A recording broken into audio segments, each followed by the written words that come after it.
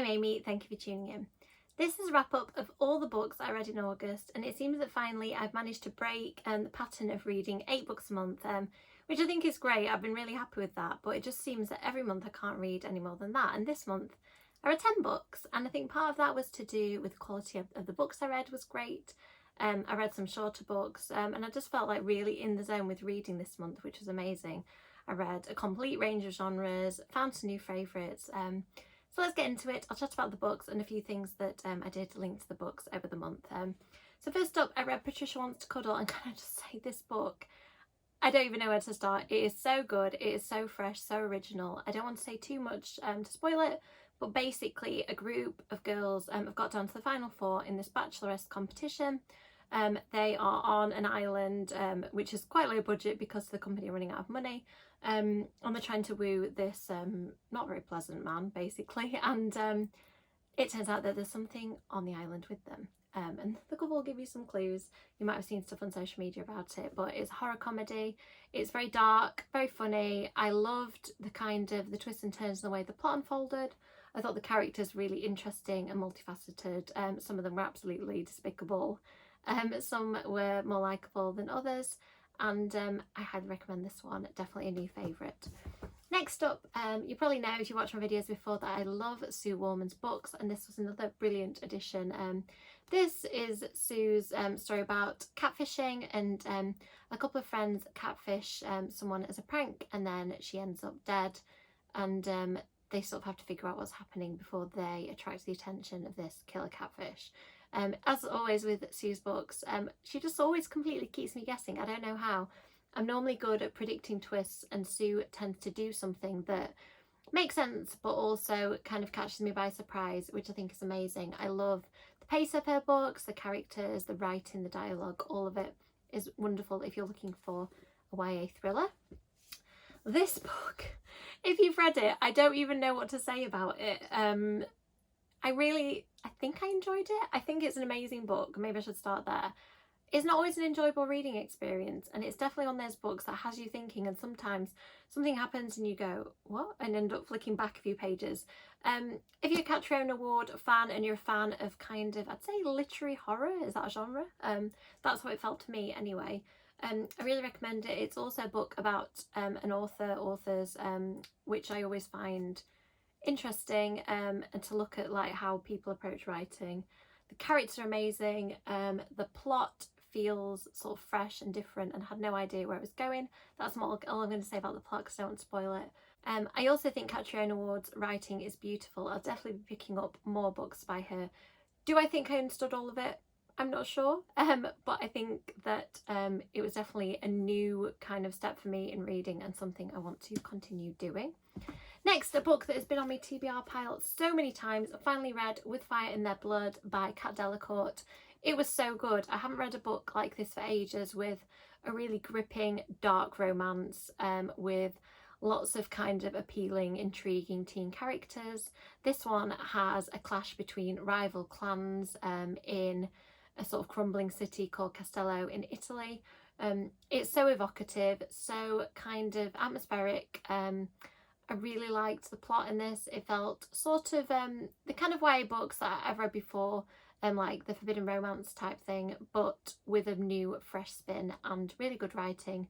Really steamy, kind of heated romance at the YA level, of course. Nothing super spicy, but I really enjoyed it. If that's your kind of thing, I definitely recommend. Next up, episode 13. I don't know what it was about my August reads, where books that really melted my brain. This was another one. It's a found footage book. I listened to it on audio, which I would recommend because it was a full cast. And the found footage, the way it's presented on the audio is really great because it's things like website extracts. So the person that, say, a bio is about would be reading the bio. You get little excerpts of conversations that have been recorded because it's a ghost hunting TV show, and they've gone to this haunted location for episode 13, hoping that something will happen. No spoilers from me, but this book took me on a wild ride that I did not expect. I did enjoy it. There were plot things that, I don't know, just didn't 100% land for me, but I think that's a personal taste thing. I'm sure that some people is exactly what they're looking for from a horror, but I'm proud of myself. I read 2 adult horror books. I've been tending to veer more towards YA lately, and I always enjoy adult when I pick it up, so I'm trying to read a bit more. I definitely recommend giving this one a go. Next, we had the YA Book Club pick for August, which I don't know why I keep looking at the covers, I know the titles. The YA Book Club pick for August was You're Not Supposed to Die Tonight. Can I just take a minute for the bloody spreadsheets? This one is about a kind of summer camp slasher experience where people can pay to go for a full contact horror immersion experience. I think the full contact part will put me off, but the rest of it sounds fun. I really like how the book plays with what is real and what's not real. I liked the fact that it kind of builds slowly, maybe a little too slowly for my taste, but that's just me, in the first half of the book, and then it really kicks off and gets the slasher feels going. There's definitely some twists in this book that I did not expect. If you've read it, I'm sure you know what I mean. But I thought this was a really enjoyable one. I like the fact that it was short and fast paced, and I will be checking out more by Callum Bayron in the future. Next up, we have a book that comes out this month, The Black Air by Jennifer Lane. This is a book about witchcraft and friendship, and it's one of those books where you're wondering whether the witchcraft is real or not. There's a historical element to this book too, where witches were actually killed in this location, and then it kind of bleeds over to the present day. There's some bits of kind of mixed media, which I found really interesting. And this is one of those books that really draws you in with a kind of seductive, atmospheric writing style. I really liked the intense female friendships and the way that was portrayed. I think this one is great. This is the proof copy, but the finished copy is gorgeous. I've got it somewhere as well. And as I said, this one will be out in September. Next up, I was the guest on the Point Horror Book Club, and we read this one of my favourite Point Horror covers, the Forbidden Game trilogy covers. I just think they're gorgeous. This one picks up immediately after the events of the first book, so I won't say too much about the plot, but basically in the first book, Jenny and her friends play a game where they had to face their worst fears, and they are sucked into the game and confronted with the Shadow Man, the Elf King. Julian is a man of many names, and when I was a kind of preteen, it was one of my first fictional crushes. It's interesting reading it now as an adult because I kind of see the destructive behaviour that he exhibits, but he still kind of has that allure and that appeal. And I found that this book allowed the characters to kind of reflect on what happened to them, and it showed how they changed since the first book, and it progressed the plot nicely, this one being a chase, as the title says. I think that's all I can say about that one. I would definitely recommend picking up this trilogy if you are point horror fans or fans of vintage horror. Next up, I kindly was sent this finished copy of Welcome to Camp Killer by Cynthia Murphy by Barrington Stoke. This is a dyslexia-friendly publisher, so the novels tend to be short. They are printed on paper and in a font that is friendly for dyslexic readers.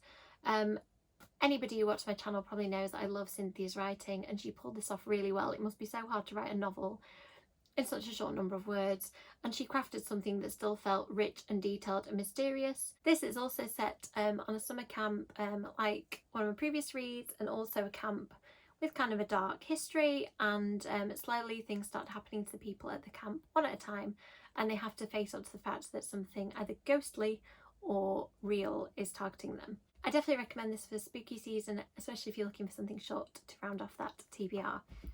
The last thing I read, although weirdly I think it was the first I read in the month, the last thing I picked up on this pile was Mother Nature. I was sent an early copy of this by Titan Comics, so thank you for that. This is Jamie Lee Curtis's comic debut. She also wrote it with Carl Stevens and Russell Goldman. It is an eco-horror about the impact of mankind on the earth. It is a book with a strong like female main character. I don't think it's too much to say in the cover that it's a book about somebody with powers. So it has that kind of Stranger Things feel, and I'd say the level of horror actually took me by surprise a little bit. It's more gruesome than things like Stranger Things, and I thought that the artwork brought together with the writing worked really well, as I think this medium was the right one for the book. I think it's also going to be made into a film. So I'll be excited to see what that is like. So that is it. I had a really good reading month. I'm excited about my September reading. Finally time for some spooky season reading, although I do read that way most of the year. So please let me know in the comments if you were interested in any of the books that I mentioned, if there's any books that you think I should be picking up over this spooky season. As always, likes and subscribes are really appreciated, and I'll hopefully see you in the next video. Bye!